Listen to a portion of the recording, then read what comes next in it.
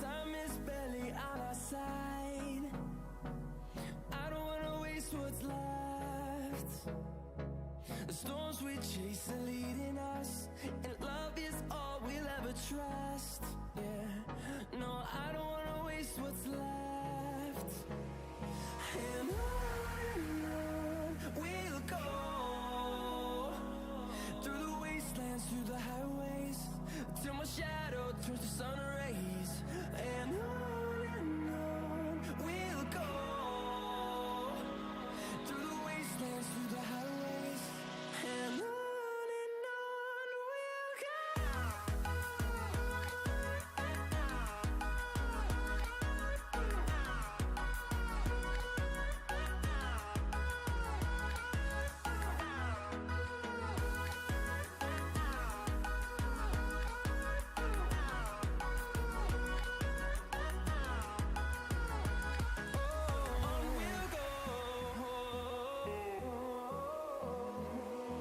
Finding life along the way, melodies we haven't played. No, I don't want no rest. Echoing around these walls, fighting to create a song. I don't wanna miss a beat. And on we'll go, through the wastelands, through the highways, till my shadow turns to sun rays. And on we'll go, through the wastelands, through the highways, and on we'll go.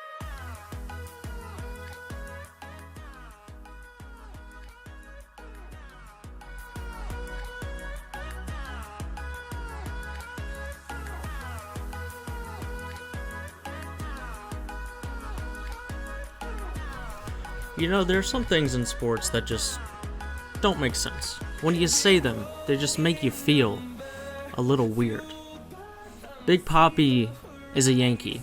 No matter what you ever do, that will be a weird sentence. It never happened, of course, but it's a weird sentence. It just doesn't make sense. And there are all kinds of instances where that is the case. Cam Newton is a Patriot? That's pretty close. That's pretty close to a weird sentence, to the weirdest sentence that you can get in the NFL, because for the most part, it just doesn't ever seem like it would fit, you know? Welcome to the JMULL Show, by the way. Thank you so much for joining us here on this Monday morning, making us a part of your day. Sorry about Friday. Comcast makes me really sad. And, of course, about 25 minutes after the show would have ended, the internet came back on, but of course it was that hour that they were working, and it always seems to be the case. But we're back. If you haven't checked out Friday's show and would like to, it's on our YouTube channel, 110 Sports. It's on 110sportsmedia.com, or it's also on YouTube. If you just type in 110 Sports in the search bar, you can find us there as well. But Cam Newton is a Patriot. That's weird. Like, really weird. But it makes a lot of sense at the same time. It fails the out loud test almost, and I'm a huge fan of that phrase. And not really, because when you look at it, it does make a lot of sense, but I'm having a hard time coming to terms with the fact that he's a Patriot, and that more so, it makes sense for him to be a Patriot. 1 year, roughly $1 million, which is crazy. Absolutely crazy. So 5 years after he wins an MVP, the 2015 MVP, is making less than most backups in this league, and making only, $400,000 more this year than Jarrett Stidham, who is the other quarterback sort of fighting for this starting job. I mean, I'm not sure if this is really a fight at this point. It's Cam Newton, but if you'd like to convince yourself that it's a fight, he's making $400,000 more than Jarrett Stidham, who was a fourth-round pick and is making $675,000 in 2020. Cam Newton, his value has dropped that much. Nobody else is going to pay him, so pay him that little. And you've already seen Richard Sherman say That's a little ridiculous. He's getting paid that little, but at the end of the day, the market value for Cam Newton right now is very, very low. He's a guy he can't stay on the football field. And so why would you, and until, recently was a guy that you felt like you had to pay a lot to because he was an MVP. He's one of the most gifted athletes in the NFL, and for a little while was one of the 3 or 4 best quarterbacks in the league. All of that has changed, but it's still Cam Newton. And he's, past the threshold of 30, a 31-year-old at this point. But it's still Cam Newton. And it's still Cam Newton for $1 million a year. And that in and of itself is a weird thing to say. And I wanted to start with this because the more you think about it, the more this makes sense. Because if this works, the ceiling is incredible. It really is. So you have an MVP whose value in this league is way lower than anybody thought it would ever get. If Cam Newton stays healthy, relatively healthy, through his entire career, he's going to get paid a lot of money every year until he retires. Just because of the nature of his contract, because of the nature of him being able to get it done on the football field, which is what he was able to do when he was healthy. It wasn't all that often in the last couple of years, and as a result, his value dropped quickly, and teams started to sort of turn away from him, and that's what you get. But now the Patriots, if he wins the starting job, which I think is the likely scenario at this point when you're going up against Jarrett Stidham and Brian Hoyer for that starting job, but it still means a couple things that I think are very important. First, it means he's healthy, and that's a big deal. I think if he shows up unhealthy and never sort of gets to full percent, why would you put a quarterback on your starting, in the starting reps position, for training camp, only to have him be injured when the season starts, and now you have to throw in a backup who's been working with the second string guys for most of training camp? That doesn't make any sense, especially when you have a guy like Stidham, who at the very least the Patriots see enough in to keep him around. And I think to, make of that what you will, but to a certain extent that's worth something in my opinion. So at the very least he's still around. And they had enough faith in him to not make a much bigger move earlier than this. I mean, the opportunity presents itself, and when opportunity knocks, you should answer the door. But at this point, it didn't look like they were trying all that hard to go out of their way and find somebody to replace Jarrett Stidham. But you just have to sign Cam Newton when he drops in your lap for $1 million. That just makes sense. You have to do that. But so get back to why. A couple things. It's a big deal if he wins the starting job. 1, he's going to be healthy if he wins the starting job. 2, he worked for it. Cam Newton, Bill Belichick doesn't care that it's Cam Newton. Cam Newton's going to have to come in and prove the same things that every other quarterback has had to prove to Bill Belichick. He doesn't care that it's an MVP.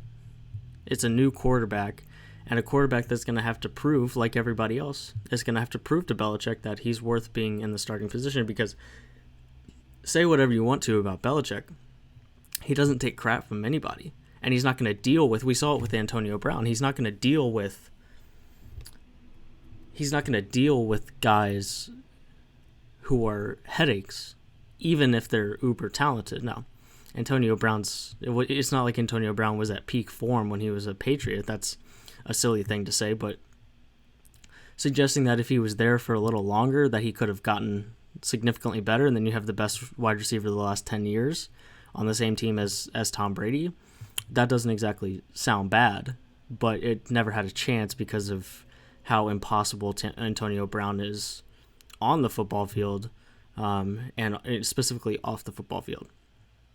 So if Cam Newton gets the starting job, he'll be healthy, 1, and he'll also have won Belichick over to a high enough extent that Belichick is cool with him being the starting quarterback, because everything ultimately goes through Belichick, and just being good enough to be the starter, I don't think is enough for him to be the starter, because at least in training camp, I find it hard to believe that he will blow everyone away so much that it doesn't matter if Belichick doesn't like him, he's going to get the starting job anyway. Because there might not be a sports team in this country where it matters more if the guy likes you, just because he's not going to he's going to square up, and he's one of the greatest coaches of all time, and the most successful coach of the last 20 years. So quite frankly, he knows better than you, and he knows that he knows better than you. So Cam Newton's going to have to prove to Belichick that he's worthy of being the starting quarterback on Belichick's team. And that's really, really important, in my opinion. But here's what could happen. You get a former MVP, an uber talented quarterback. First of all, I didn't really, and Cam, because of his college career, was older when he came into the league. I mean, he's already 31. He was 2011 draft. And I knew that. That makes sense, but it just, I felt like,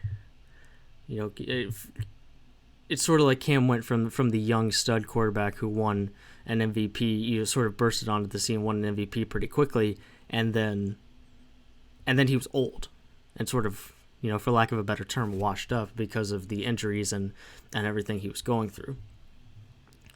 So, I was surprised that he was quite that old. Let's put it that way. I thought, late 20s, but it was certainly something like to see a 3 as the first number in his age was something slightly surprising, and it just sort of made me realize how long he's been in the league. Number 1 pick in 2011. We're approaching the 10-year mark of that draft in the next year or so. But you could end up with a former MVP who's only 31, and from a quarterback perspective, if you stay healthy and your offensive line is good, I mean, ask Tom Brady how long you can play at a high level. And then you have the greatest coach of this generation, who is known for his long-time relationship with a great quarterback. Now, we can have a conversation about who's responsible for the other success, if it's Brady who's responsible for people thinking Belichick is the greatest of all time, or if it's Belichick who's responsible for people thinking Brady's the best of all time. We can have that conversation if we'd like to. But that's the potential here, is that if it works well, you have an elite quarterback, or at one point an elite quarterback who's still, he's still got that somewhere inside of him. Whether we ever see it again is another question, but it's there somewhere. And then you have Bill Belichick, who very rarely is not the best coach on the field. And if it works, the ceiling is very high. Very, in my opinion. Because you saw how good those Carolina teams were when Cam was healthy. And then you add Belichick to that equation. Now, we can talk about if the Patriots roster is better than that Carolina roster, and I'm not entirely sure what the answer to that question is. But from a literal perspective, an MVP with Belichick is all that you really need to know to understand that this is not a bad idea. Not a bad idea at all. In fact, I mean, if it doesn't work out, you have easily the best backup quarterback in the NFL, making less, by the way, than most backup quarterbacks in the NFL. And you've still got a guy who's starting who beat out Cam Newton for that job.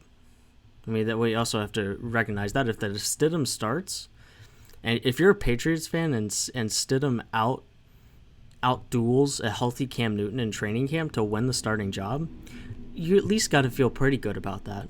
I mean, it's Belichick. He's not an idiot, and he also doesn't have a loyalty or any, and Stidham has no status as a quarterback in the NFL yet.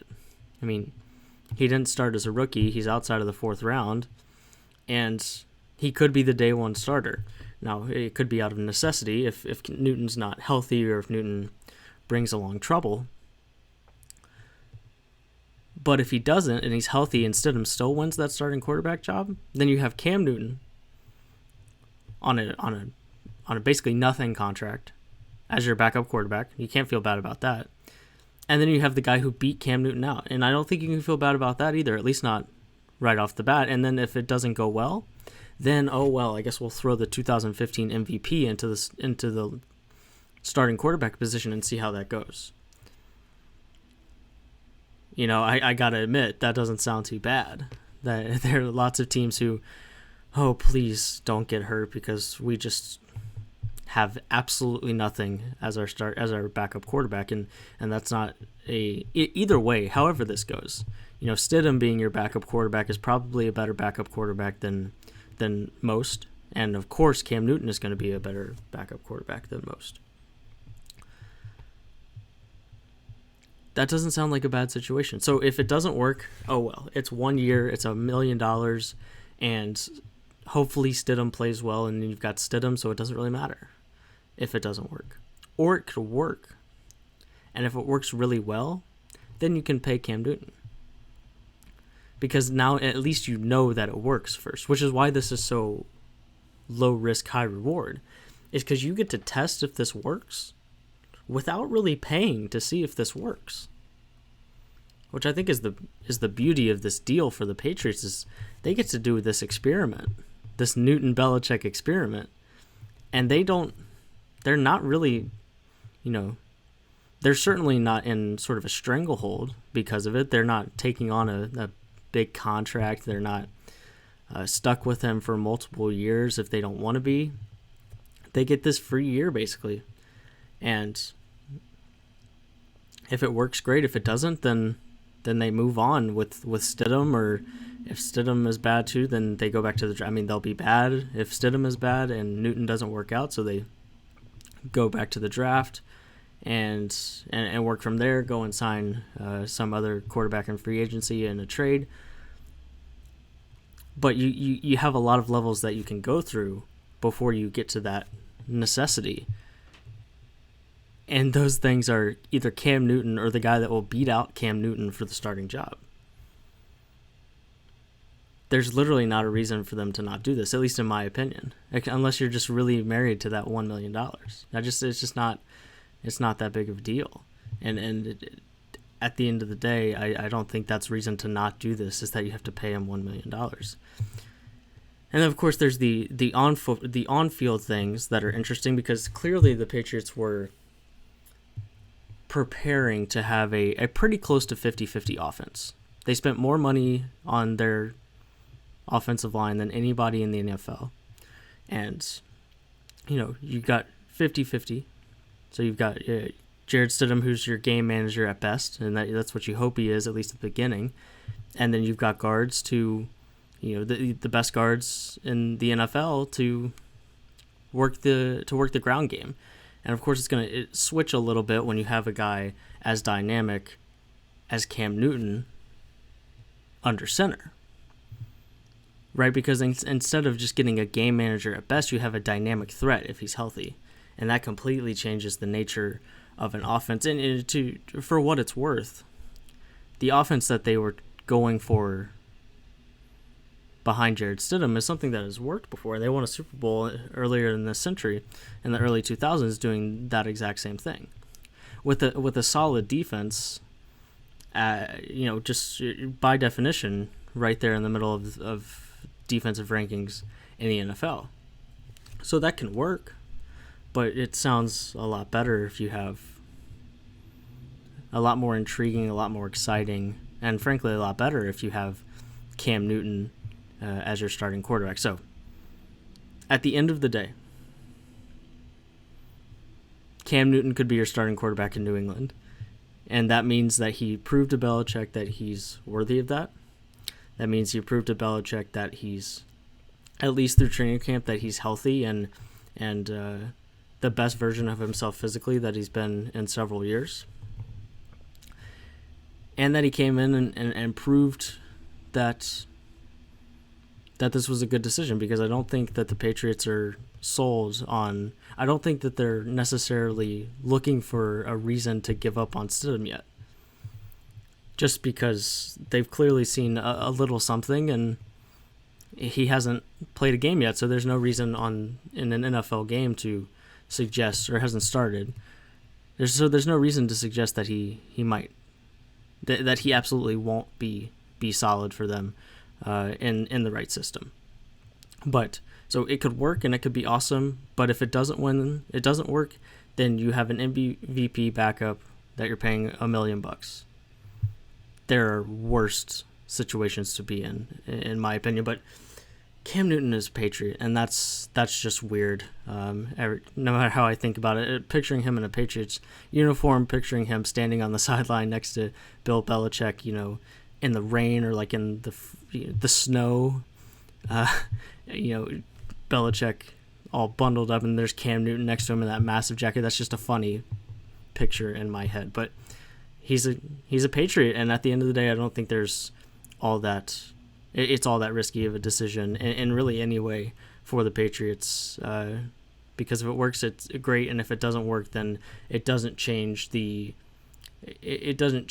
trajectory of that franchise and that team all that much from where they were, I guess, 24 hours ago when they didn't have him, but more specifically when Tom Brady left to go to Tampa Bay. So the ceiling is high, the floor is not all that low, relatively speaking, and there's very little risk involved. But when we come back, a basketball schedule, which it's funny because we had that basketball schedule for the entire season, but we made a really big deal about unveiling it and making a show about it on ESPN.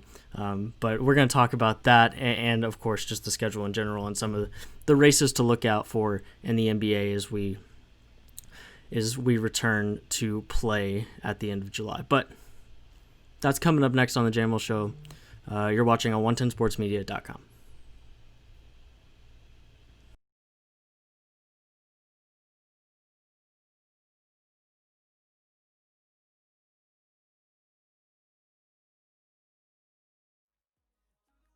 And on we'll go.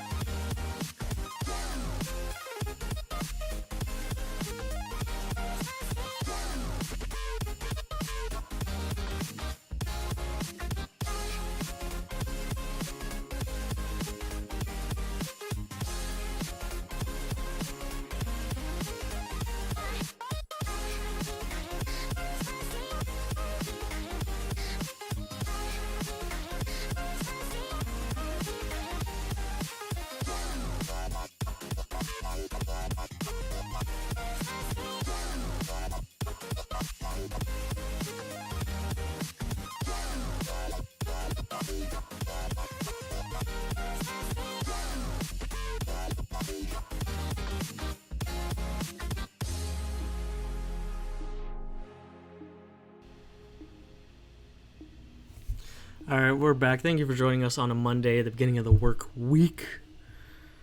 Man, today's kind of run together. This show actually really helps keep the days in track. It's just sort of sitting around. Every day looks pretty much the same. But now we got the show to keep us on track a little bit. But thank you so much for watching, whether you're on twitch.tv/JMULL SHOW or on our website at 110sportsmedia.com. Very much appreciate you joining on this Monday, making us a part of your day. You know, ESPN is hurting for things to put on TV and hurting for ratings. When they put out a show to release a schedule that's already been released.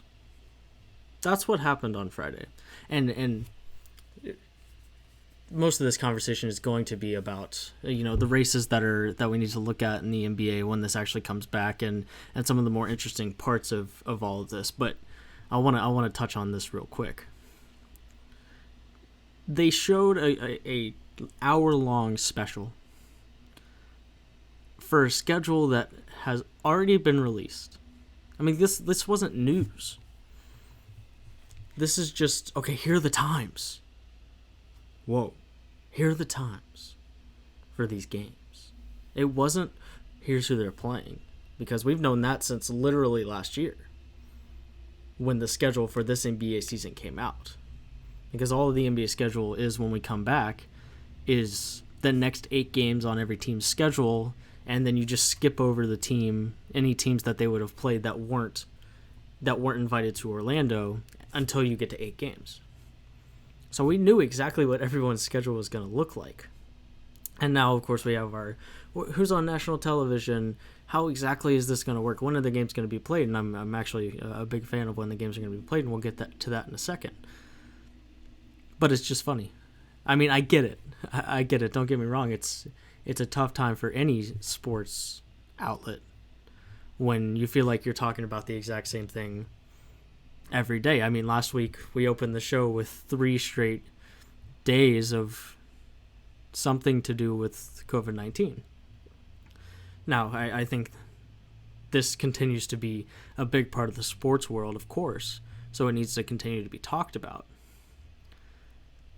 But still. So it was nice to have Cam Newton. Shouts to Cam Newton for signing when he did and for that being released when it was, so that we had something to talk about. And we were going to open with the NBA schedule when I woke up this morning, and then, Cam Newton is a Patriot. So we have to start with that. But, because when there's an selection show for the NCAA tournament, you learn all kinds of new information.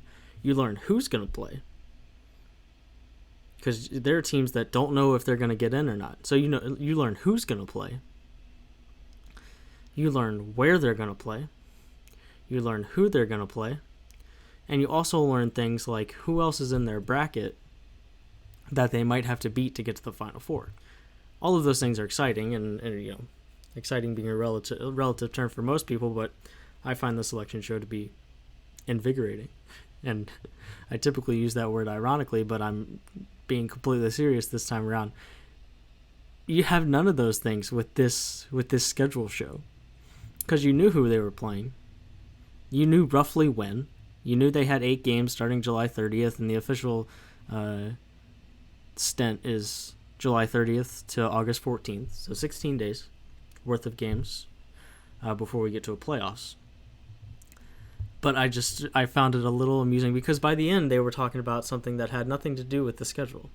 They were talking about, and of course this is something we need to continue to discuss, but they were conversing about how do NBA players make sure they're enacting positive social change and fighting for racial inequality in this country while they're playing basketball, which is a perfectly good thing to talk about and something that needs to continue to be talked about. But it was the schedule release show. The point being is that there wasn't a whole lot to talk about. Oh well, we knew all of these things because they're the same as they were when we found out, a month ago that the schedule was just going to be the next 8 games, or however long ago it was. So it's funny and makes me laugh just how much ESPN was hurting for content that they made an hour-long show. And they brought off the guns, too. You had Jalen, you had Paul Pierce from a remote location, but you had Woj. They brought them all. It wasn't just sort of a put them all in front of a screen in different places. They were in the same place together. It was definitely... it went all out to make sure that they had as good a production as they possibly could. And to be honest with you, I'm sure the ratings were good. I'm sure there were a lot of people watching, which is the whole point. The other thing, really quick, before we get to some of the other races, is can we stop with the seeding games thing? Why are we calling it seeding? It's just the end of the regular season. If we want to be technical about it, every single game played in every single regular season is a seeding game. I don't understand why these are different. Just call it the end of the regular season. It looks weird. The seeding games. No games in the history of ever have been called the seeding games. The schedule is just so funny. I'll pull the graphic up here in just a second while we talk about. And I suppose I can throw the graphic up there now. But the seeding games schedule, or just the end of the regular season, because every regular season is seeding games. We can have a petition to change it to the seeding season. I find that amusing. But that's very unimportant. It's just making me laugh that they chose that terminology for this schedule.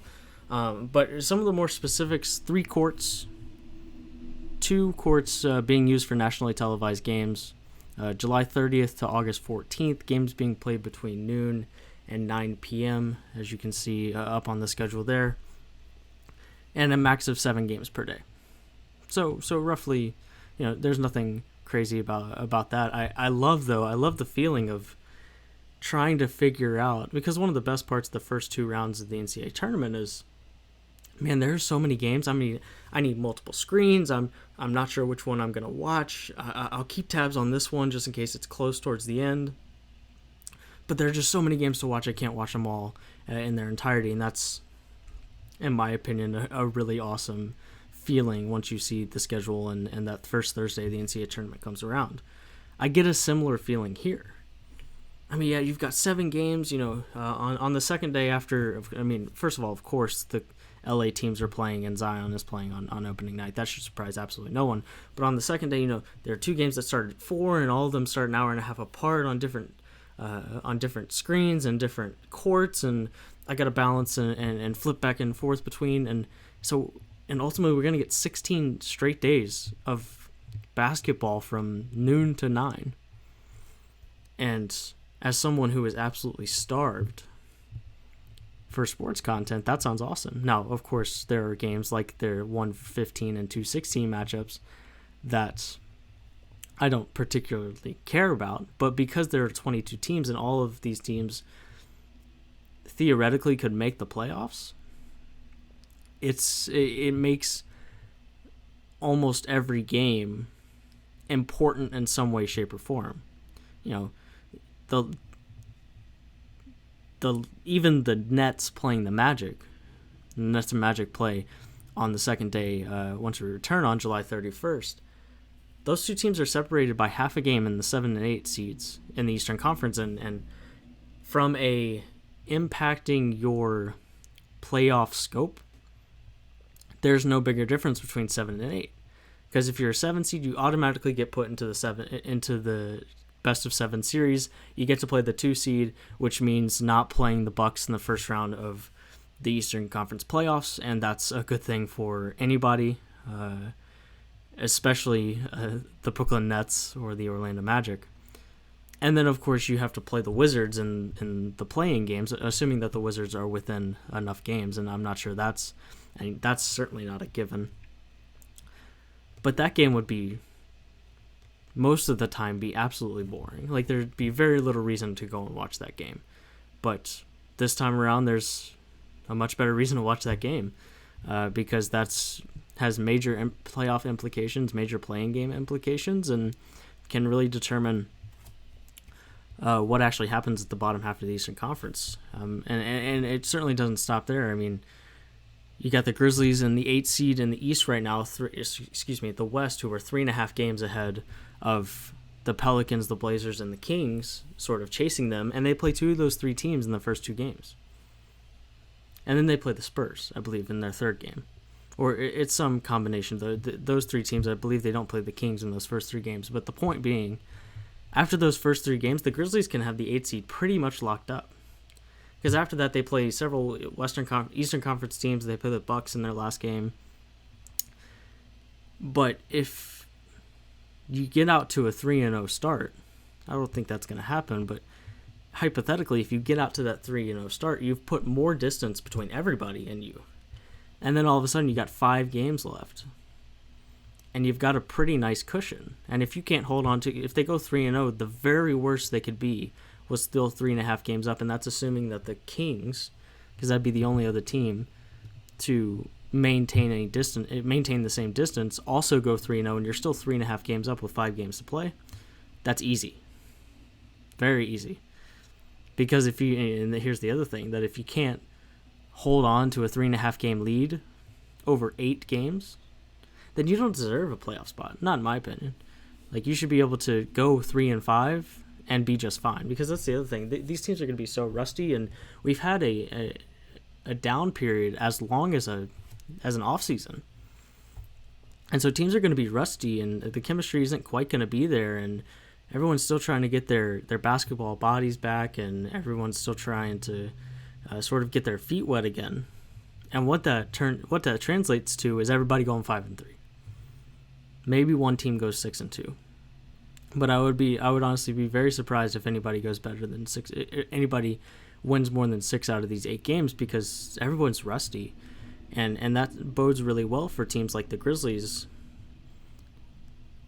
who are just holding on to a playoff spot. Because we're not going to act like that anybody below them are world beaters by any stretch of the imagination. But even if they go 8-0. The Grizzlies don't have to do all that much, 5-3. And you're still half a game up.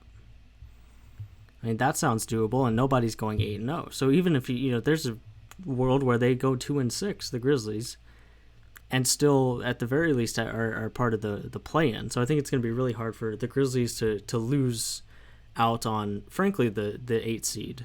I think they'll really have to mess up to not get the 8th seed, and they'll really really have to royally mess up to not get at least the 9 seed. The other thing, so for those of you who don't know, Memphis, Tennessee is my stomping grounds. And everyone around Memphis is so upset because the Pelicans, the NBA wants Zion Williamson and the Pelicans so bad that they screwed the Grizzlies with the schedule. First of all, yes, the NBA wants the Pelicans in the playoffs over the Grizzlies. You know how much they would pay? The NBA would pay the Grizzlies to not play in the playoffs so that they could televise 4 games, but you'd like it to be as many as 7 of LeBron versus Zion Williamson. You have one of the 2 greatest players of all time versus the guy who people are more excited about coming out of college. The last player that people were so excited about was LeBron James, and LeBron turned out to be everything that he was supposed to be and more. And Zion Williamson already has that popular culture pull that LeBron has, and even more so because Zion Williamson has the help of social media and his dunks being on YouTube, and so the NBA would love that. Don't get me wrong, but it's a continuation of the schedule. All the NBA did was schedule tough games. All that happened was the Grizzlies' toughest part of their schedule happened to be the last 20 games of the season. That happened a long time ago. And it just so happened that the Pelicans, one of the easier parts of the Pelicans' schedule was at the end of the season. That also happened a year ago. The schedule didn't change. Speaking on Twitter, the NBA is so rigged. Oh my goodness, the NBA really wants the Pelicans and hates the Grizzlies, and I'm just sick of it. What? You're sounding silly. That's just the way it is. And quite frankly, even you should be able to hold on to a 3.5 game lead, no matter who you're playing. Because this is still a Pelicans team that is not great. This is still a Pelicans team that went 28-36 before the suspension of the NBA season. If you can't hold on to your 3.5 game lead with the teams chasing you being the Trailblazers, Pelicans, and Kings that went 29-37, 28-36, and 28-36 respectively, then you don't deserve to be in the playoffs. Hold on to your lead against teams that are 8 games under 500. It's just not that difficult, and it's certainly not something to be all up in arms about. I mean, sure, you can be upset that they didn't just take the 8 teams that were in the playoffs once the season was suspended, and I think there can be an argument there that that's the safer way to do it, and that too many teams are there, especially teams like the Wizards and the Suns, who have absolutely no business being there because there's no way they're going to make the playoffs. But nobody got screwed here. It's just the reality of the situation. That the Grizzlies' toughest part of their schedule was going to be the end of their schedule. And no matter how you spin it, trying to hold on to a 3.5 game lead over 8 games is a whole lot easier than trying to hold on to 3.5 games over 17 games, which is how many they had left when the NBA season was suspended. No matter how you spin it, that's much easier to do. Just because there are so few games and there's just so little margin for error for teams that are chasing the Grizzlies, I'll take that every day and twice on Sunday. Every day. Every day.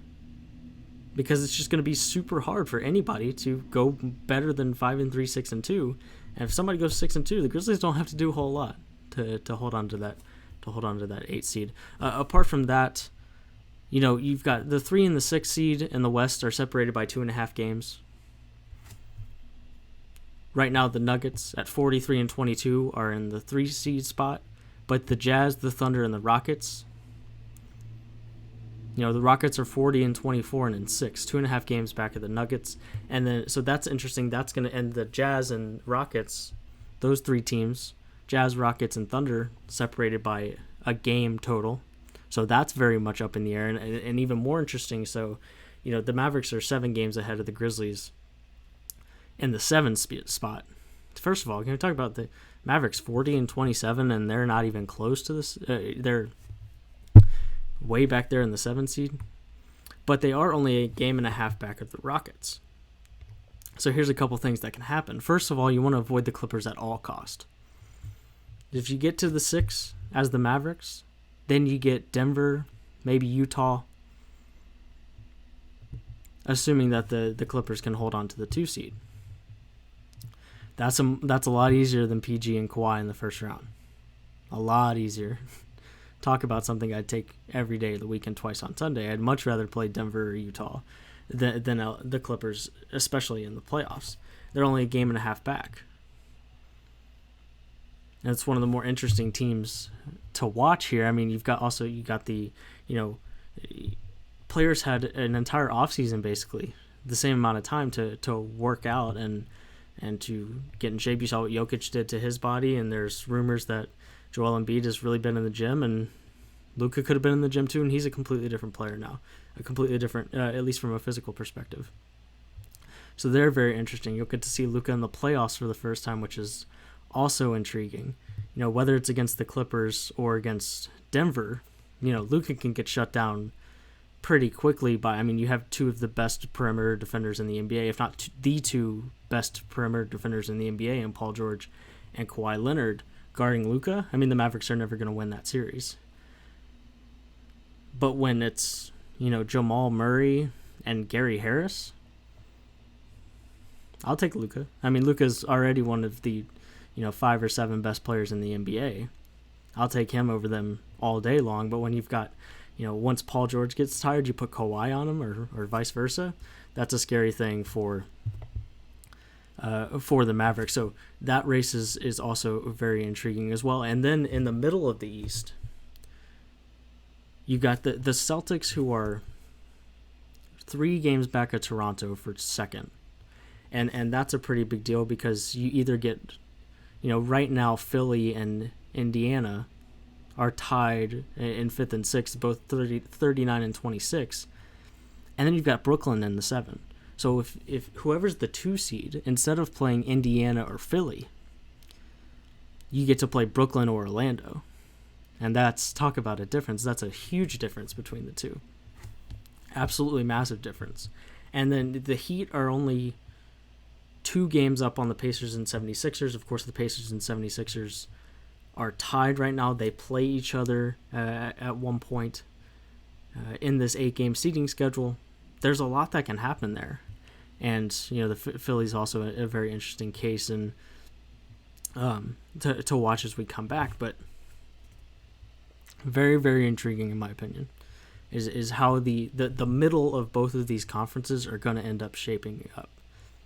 Very, very interesting. But, at the end of the day, I don't think we're going to see very much movement. It's only 8 games, and I've talked about this today already. It's 8 games, and nobody's going to go 8-0, and I don't think anybody's going to go 0-8, at least not anybody important.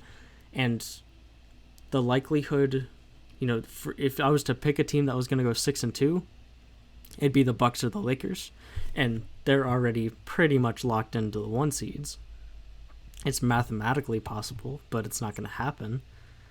And so then it's just even more boring at the front of these conferences, but that's okay. I mean, they're clearly the 2 best teams in the NBA, and they've positioned themselves as such. But I'm excited to watch basketball all day and to see how this shapes up. I'm just not sure at the end of the day we'll see anything all that different from what we're actually seeing in the standings right now. Real quick, one more time before we go to break. Milwaukee, Toronto, Boston, Miami, Indiana, Philly, Brooklyn, Orlando in that order in the East, and then you've got the Wizards, and then LA, Lakers, Clippers, Nuggets, Jazz, Thunder, Rockets, Mavericks, and Grizzlies, and then you've got that contingent of teams 3.5, 4 games back of the Grizzlies for the 8 and 9 seeds in the West. But it's going to be a lot of fun. We'll see if we actually get there, because I'm still not sure. I'm still not sold that we actually will with the current state of coronavirus in the state of Florida and Orlando in particular. But we'll be right back with FYI to close out the show. You're watching the JMULL Show on 110sportsmedia.com.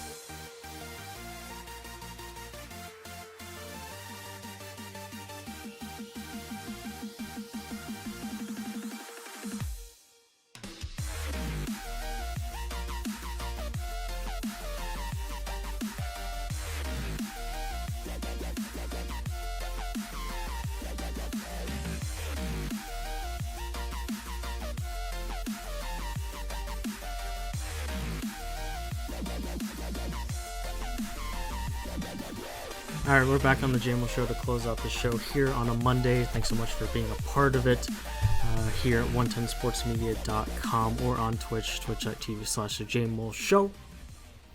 You know what I miss? And it's one of those things, you know, my roommate from college will certainly mirror this and agree with me here. But I miss sports betting. I do. And not to a, you know, we're talking about dollars. We're talking about putting $1 on a 10-game parlay for a chance to win 150. Or we're talking $2.50 on the over. We're not talking about lots of money here. But it's the only thing that turns games that I have no interest in into something worth, like, being invested in. My favorite example is, you know, us back in the fall watching a Tennessee football game at like 1 a.m. because we're hoping that the under hits and Tennessee is on the 3-yard line, or the other way around. Whoever Tennessee was playing on the 3-yard line, if they score, the over hits. If they don't, the over doesn't hit. And they get stuffed on 4th down with like 12 seconds left, so the under hits and we go crazy at 1 a.m. for a game that none of us had any interest in. The point of this, and the first FYI of the day for your information, some things that I think you should know prior to the end of the show.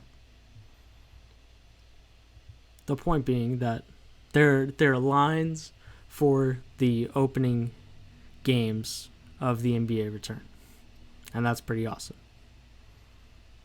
The Clippers are -1 versus the Lakers. Jazz Pelicans pick 'em with the over-under at 220.5, and then on July 31st, the Magic are favored are -1 versus the Nets. Suns -3 over the Wizards. Bucks favored by 5. This is awesome. Let's get some betting going. Make it a little even more exciting. Now, the larger point being is that it's been a tough few months for sports books because there's no sports to bet on, and to see that come back is definitely a good thing for sports books, and especially, and it's a multi-billion-dollar industry. Sports betting is, and to have that back is a good thing. Over the weekend, the NWSL was the first U.S. professional team sport to return to play during the COVID-19 pandemic. 30-day tournament. You know, the Orlando Pride have already had to withdraw from the tournament due to positive COVID-19 tests. Players like Megan Rapinoe have opted out of playing. But it's the first outdoor team sport to return to play. And I think this is one of those things that you need to... This is one of those things that people need to pay attention to, just because the way that these things work out is important for the rest of the sports in this country. Just like we talked about last week, what the PGA Tour is doing, it's worth, if you're other sports leagues, seeing how they're handling things, and so on and so forth. Because we're, like I said last week, we're all in this together, and things that work in one sports league might work in a different sports league. And, you know, soccer is the closest equivalent to football this far, in the sense that it's, not contact, of course, not to the point of contact in the NFL, but there's a considerable amount of contact, but it happens outside. How does that work? How much does that impact COVID-19 cases? Is there a rise around the league quickly? Because it's a little different than golf, because golf is a completely contactless sport, and one, just in general, from an activity standpoint, is one of the things that makes the most sense just in general, because it's outside and you have to do very little touching of anybody else to actually play it. And of course it's not indoors like the NBA, and the NBA being indoors will be an interesting case study and an interesting experiment to see how that works as well. But the NWSL did come back over the weekend. And then the final FYI of the day is Chris Brown. He was on the show last week a couple times, and because baseball is officially coming back, Chris's show is officially starting tomorrow. So you'll have a Touchline Talk with Josh Doring at 11 a.m. Eastern, and then at 1 p.m. Eastern, you'll have Chris and his show covering things baseball. So come back to this same spot tomorrow at 11, and then again at 1 for Chris and Josh's show. Excited to see Chris's get off the ground and see Josh recap things that happened in the world of soccer over the last week or so. But I believe that's all we have for you today. Thank you so much for being a part of the JMULL Show today, stopping by on a Monday. Go tackle the week. Stop by again tomorrow at 110sportsmedia.com to check out Josh and Chris's show. New stories up on the website today, so check those out as well. But stay safe out there, and we'll see you the same time, 11 a.m. Eastern on Wednesday.